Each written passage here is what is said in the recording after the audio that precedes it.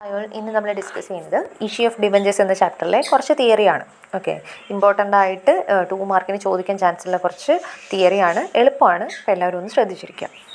ആദ്യമേ തന്നെ നമുക്ക് ഡിബഞ്ചേഴ്സ് എന്താണെന്ന് നോക്കാം. Debentures are debt instrument. Debt instrument ആണ് ഡിബഞ്ചേഴ്സ്, അതായത് കമ്പനി ഇഷ്യൂ ചെയ്യുന്ന കടപ്പത്രമാണിത്.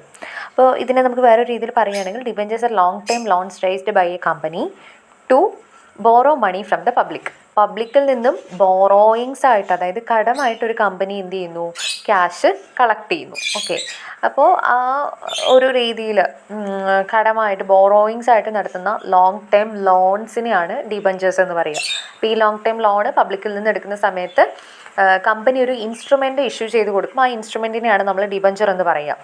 അപ്പോൾ ഡിബഞ്ചേഴ്സിനെ നമുക്ക് കമ്പനിയുടെ ബോറോഡ് ക്യാപിറ്റൽ, ലോൺ എന്നുള്ള രീതിയിലൊക്കെയാണ് നമ്മളതിനെ ട്രീറ്റ് ചെയ്യുന്നത്.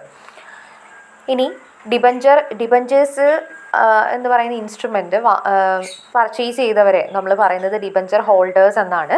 ഈ ഡിബഞ്ചർ ഹോൾഡേഴ്സിൻ്റെ പൊസിഷൻ എന്ന് പറയുന്നത് കമ്പനിയുടെ ക്രെഡിറ്റേഴ്സ് എന്നുള്ള രീതിയിലാണ്. ഓക്കെ, അപ്പോൾ നമ്മൾ കടമായിട്ടാണല്ലോ, അപ്പോൾ ലോൺ എടുക്കുമ്പോൾ സാധാരണ എന്ത് ചെയ്യണം, നമ്മൾ ഇൻട്രസ്റ്റ് പേ ചെയ്യണം. അപ്പോൾ ഡിബഞ്ചേഴ്സും നമ്മൾ ഇഷ്യൂ ചെയ്യുന്ന സമയത്ത് ഒരു കമ്പനി എന്ത് ചെയ്യണം, ഡിബഞ്ചർ ഹോൾഡേഴ്സിന് ഇൻട്രസ്റ്റ് പേ ചെയ്യേണ്ടതാണ്.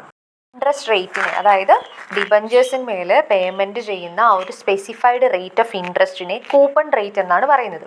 ഇപ്പോൾ ചിലപ്പോൾ ഡിബഞ്ചർ ഇഷ്യൂ ചെയ്യുന്നത് ചിലപ്പോൾ 8% അല്ലെങ്കിൽ 6% ആയിരിക്കും. അപ്പോൾ അതൊക്കെ എന്താണ്, റേറ്റ് ഓഫ് ഇൻട്രസ്റ്റ് ആണ്. ഓക്കെ, അപ്പോൾ ആ റേറ്റ് ഓഫ് ഇൻട്രസ്റ്റിനെ നമ്മൾ കൂപ്പൺ റേറ്റ് എന്നാണ് പറയുന്നത്. അപ്പോൾ ഈ ഡിബഞ്ചേഴ്സിൻ്റെ ഇൻട്രസ്റ്റ് റേറ്റ് ആണ് കൂപ്പൺ റേറ്റ് എന്നറിയപ്പെടുന്നത്. ഇനി കൂപ്പൺ റേറ്റ് എന്താണോ അതും കൂടെ ചേർത്തിട്ടായിരിക്കും നമ്മൾ ഡിബഞ്ചേഴ്സിന് അറിയപ്പെടുന്നത്. അതായത് ഇപ്പോൾ 6% ഇൻട്രസ്റ്റ് റേറ്റ് ക്യാരി ചെയ്യുന്ന ഡിബഞ്ചേഴ്സ് ആണെങ്കിൽ നമ്മൾ 6% ഡിബഞ്ചേഴ്സ് എന്നായിരിക്കും അതിനെ പറയുക. ഇനി ഡിബഞ്ചറിനോട് സിമിലറായിട്ട് വരുന്ന ഒരു കോൺസെപ്റ്റാണ് ബോണ്ട്. ബോണ്ട് എന്ന് വെച്ചാൽ സെക്യൂർഡ് ഡിബഞ്ചേഴ്സിനെയാണ് നമ്മൾ ബോണ്ട് എന്ന് പറയുന്നത്. It is a loan certificate issued by a company or government to raise money from the public. അപ്പോൾ ബോണ്ട് എന്ന് വെച്ചാൽ എന്താണ്, ഇതും ഒരു ലോൺ സർട്ടിഫിക്കറ്റ് തന്നെയാണ്. ഒന്നെങ്കിൽ ഒരു കമ്പനിയോ അല്ലെങ്കിൽ ഗവൺമെൻറ് ഏജൻസീസോ ഒക്കെ പബ്ലിക്കിൽ നിന്നും ഫണ്ട് റൈസ് ചെയ്യാമെന്ന് വിചാരിക്കുക, ക്യാഷ് റൈസ് ചെയ്യാമെന്ന് വിചാരിക്കുക. അപ്പോൾ അതിനു വേണ്ടി ഇഷ്യൂ ചെയ്യുന്ന ഒരു സർട്ടിഫിക്കറ്റാണ് ബോണ്ട് എന്ന് പറയുന്നത്. അപ്പോൾ ബോണ്ടിൻ്റെ പ്രത്യേകത എന്താണെന്ന് വെച്ചാൽ അത് സെക്യൂർഡ് ആണ്. ഓക്കെ, ഇനി ബോണ്ടിനും ഒരു നിശ്ചിത പെർസെൻറ്റേജ് ഇൻട്രസ്റ്റ് അവിടെ ഏൺ ചെയ്യാനായിട്ട് പറ്റും. അടുത്തൊരു ടേമാണ് debentures with pari passu close. ഇത് മീൻ ചെയ്യുന്നത് എന്താണെന്ന് വെച്ചാൽ all the debenture holders have equal rights over the companies assets in case of repayment. അതായത് ഇപ്പോൾ ഒരു കമ്പനി അവിടെ ഡിബഞ്ചർ ഹോൾഡേഴ്സിനെല്ലാം റീപേയ്മെൻറ്റ് ചെയ്യുകയാണെന്ന് വിചാരിക്കുക. ഓക്കെ, അപ്പോൾ റീപേയ്മെൻറ്റ് ചെയ്യുന്ന ആ ഒരു സിറ്റുവേഷനിൽ കമ്പനിയുടെ അസറ്റിന്മേൽ എല്ലാ ഡിബഞ്ചർ ഹോൾഡേഴ്സിനും ഈക്വൽ റൈറ്റ് പ്രൊവൈഡ് ചെയ്യുന്ന ഒരു ക്ലോസ് ആണ് the debentures with pari passu clause എന്ന് പറയുന്നത്. ഓക്കെ, ഇപ്പോൾ ഒരു ഡിബഞ്ചർക്കും പ്രയോറിറ്റി അവിടെ ഉണ്ടായിരിക്കില്ല. എത്ര ഡിബഞ്ചർ ഹോൾഡേഴ്സ് ഉണ്ട് അവർക്ക് എല്ലാവർക്കും ഈക്വൽ റൈറ്റ്സ് ആയിരിക്കും, കമ്പനിയുടെ അസറ്റിന്മേൽ ഈക്വൽ റൈറ്റ്സ് ഉണ്ടായിരിക്കും എന്ന് പറയുന്ന ഒരു ക്ലോസ് അല്ലെങ്കിൽ ഒരു കണ്ടീഷനാണ് debentures with pari passu close. ഇനി different modes of issue of debentures നോക്കാം. ഓക്കെ, അതായത് ഡിബഞ്ചേഴ്സ് ഇഷ്യൂ ചെയ്യുന്നത് ഏതൊക്കെ രീതിയിലാണ്.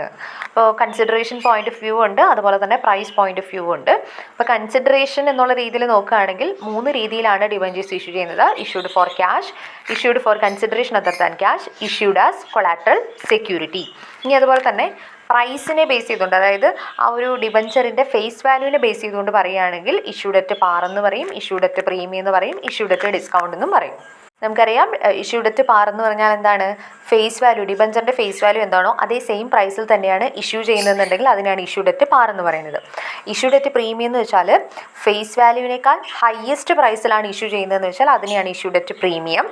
ഇഷ്യൂഡ് അറ്റ് ഡിസ്കൗണ്ട് മീൻസ് ഇപ്പോൾ ഒരു ഡിബഞ്ചർ ഇഷ്യൂ ചെയ്യുന്നത് ആ ഫേസ് വാല്യൂവിനേക്കാൾ ലോവസ്റ്റ് പ്രൈസിലാണെങ്കിൽ അതിനെയാണ് ഇഷ്യൂഡ് അറ്റ് ഡിസ്കൗണ്ട് എന്ന് പറയുന്നത്. കൺസിഡറേഷൻ പോയിന്റ് ഓഫ് വ്യൂവിൽ ഉള്ള ക്ലാസിഫിക്കേഷൻ ജസ്റ്റ് ഒന്ന് നോക്കാം. Issue of debentures for cash. When a company raises money by giving debentures to the public or investors and gets cash immediately or later, it is called issue of debentures for cash. അതായത് ഇപ്പോൾ ഒരു company debentures മുഖേന എന്ത് ചെയ്യാണ്, debenture എന്ന് പറയുന്ന instrument issue ചെയ്തുകൊണ്ട് പബ്ലിക്കിൽ നിന്നും ക്യാഷ് അല്ലെങ്കിൽ ഫണ്ട് റൈസ് ചെയ്യുകയാണെങ്കിൽ അതിനെയാണ്, അതായത് ക്യാഷ് ഇമ്മീഡിയറ്റ് ആയിട്ട് തന്നെ എന്ത് ചെയ്യുന്നുണ്ട്, കമ്പനി റിസീവ് ചെയ്യുന്നുണ്ടെന്ന് വിചാരിക്കുക. അതിനെയാണ് നമ്മൾ issue of debentures for cash എന്ന് പറയുന്നത്. ഓക്കെ, അപ്പോൾ ഒന്നെങ്കിൽ ആ ഒരു ഫുൾ എമൗണ്ടും ലംസമായിട്ട് ആ ഡിബഞ്ചറിൻ്റെ ടോട്ടൽ ഫേസ് വാല്യൂവും ഒറ്റയടിക്ക് തന്നെ കമ്പനി റിസീവ് ചെയ്യാം, അല്ലെങ്കിൽ ഇൻസ്റ്റാൾമെൻറ്റ് പോലെ നമ്മുടെ ഷെയർ ഇഷ്യൂ ചെയ്യുന്ന കേസിൽ എങ്ങനെയാണ്, ഇപ്പോൾ application money, allotment money, first call, ആ ഒരു രീതിയിൽ തന്നെയായിരിക്കും ഡിബഞ്ചേഴ്സിൻ്റെ എമൗണ്ടും കളക്ട് ചെയ്യുന്നത്. ഓക്കെ, അപ്പോൾ ഈ ഒരു രീതിയിൽ ഡിബഞ്ചേഴ്സ് ഇഷ്യൂ ചെയ്യുകയാണെങ്കിൽ അതിനെയാണ് issue of debentures for cash എന്ന് പറയുന്നത്. അടുത്തത് issue of debentures for consideration other than cash. When a company purchases some assets or a business it may issue fully paid debentures instead of paying cash. അതായത് ഇപ്പോൾ ഒരു company എന്തെങ്കിലും ഒരു അസറ്റോ അല്ലെങ്കിൽ ഒരു ബിസിനസ്സിനെയൊക്കെ പർച്ചേസ് ചെയ്യുകയാണെന്ന് വിചാരിക്കുക. അപ്പോൾ പർച്ചേസ് ചെയ്യുമ്പോൾ നമ്മൾ സാധാരണ എന്ത് സാധനം വാങ്ങിക്കുകയാണെങ്കിൽ നമ്മൾ ക്യാഷ് പേ ചെയ്യണമല്ലോ.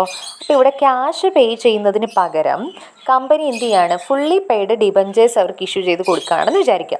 അപ്പോൾ ഈ ഒരു രീതിയിലാണ് ഡിബഞ്ചേഴ്സ് ഇഷ്യൂ ചെയ്യുന്നതെന്നുണ്ടെങ്കിൽ അതിനെയാണ് കൺസിഡറേഷൻ അതർ ദാൻ ക്യാഷ് എന്ന് പറയുന്നത്.